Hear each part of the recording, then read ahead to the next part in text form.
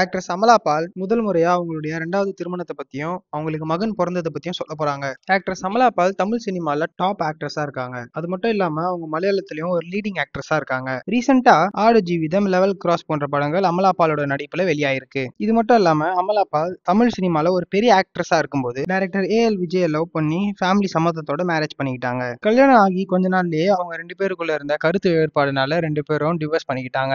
அதுக்கப்புறமா அமலா பால் அவங்களுடைய கரியர்ல ரொம்ப பிஸியாக ஆரம்பிச்சிட்டாங்க. இந்த டைம்ல தான் திடீர்னு ஜெகத் தேசாயின்றவங்கள 2வது திருமணம் பண்ணிக்கிட்டாங்க. அமலா பால் ஜெகத் கூட மேரேஜ்க்கு முன்னாடியே ரிலேஷன்ஷிப்ல தான் இருந்தாங்க. 2 பேருமே லிவிங்ல தான் இருந்தாங்க. சோ அதனால இவங்க முன்னாடியே பிரெக்னன்ட் ஆயிட்டாங்க அப்படின்னு அமலா பாலை பத்தி பல விஷயங்கள் பேசப்பட்டு வருது. இதுக்கு அமலா பால் அவங்களே தெளிவா ஒரு ரிப்ளை கொடுத்திருக்காங்க. என் வாழ்க்கையிலேயே நான் எடுத்த ஒரு பெரிய தெளிவான முடிவு அப்படின்னா அது இந்த திருமணம் தான். அது மட்டும் இல்லாம ரேச்சல் மானே அப்படிங்கிற அமலா பாலுடைய சிஸ்டரோட பேபி ஷவர் அப்போ நான் 3 மாசம் பிரெக்னெண்டா இருந்தேன் அப்படின்னு அமலா பாலே சொல்லியிருக்காங்க. அதாவது 2023 டிசம்பர் அப்போ நான் 3 மாசம் பிரெக்னென்ட் அப்படின்னு சொல்லியிருக்காங்க. அதே மாதிரி இவங்களோட திருமணம் 2023 தான் நடந்திருக்கு. இதை பத்தி அமலா பால் என்ன சொல்லியிருக்காங்க அப்படின்னா, நான் ஜெகத்தை மீட் பண்ண ஒரே மாசத்துல பிரெக்னென்ட் ஆயிட்டேன். பிரெக்னென்ட் ஆனதுக்கு அப்புறம் தான் மேரேஜும் பண்ணிக்கிட்டேன். எங்களோட மகன் இலை வந்ததுக்கு அப்புறமா எங்களோட வாழ்க்கையில இருந்த எல்லா ஈகோவையும் நாங்க தூக்கி எறிஞ்சிட்டோம். குழந்தையோட வருகையால எங்களோட ரிலேஷன்ஷிப் இன்னும் பலமாயிடுச்சு. அதனாலதான் இந்த உறவை நான் எப்பவுமே டிவைன் அப்படின்னு மென்ஷன் பண்ணுவேன். அதே மாதிரி என்னோட பையன் இலை வந்ததுக்கு அப்புறமா தான் என்னால இவ்வளவு பொறுமையா இருக்க முடியும் அப்படிங்கறதையும் நான் தெரிஞ்சுக்கிட்டேன். அதுக்கு முன்னாடி வரைக்குமே எனக்கு பொறுமைன்னு ஒண்ணு கிடையவே கிடையாது.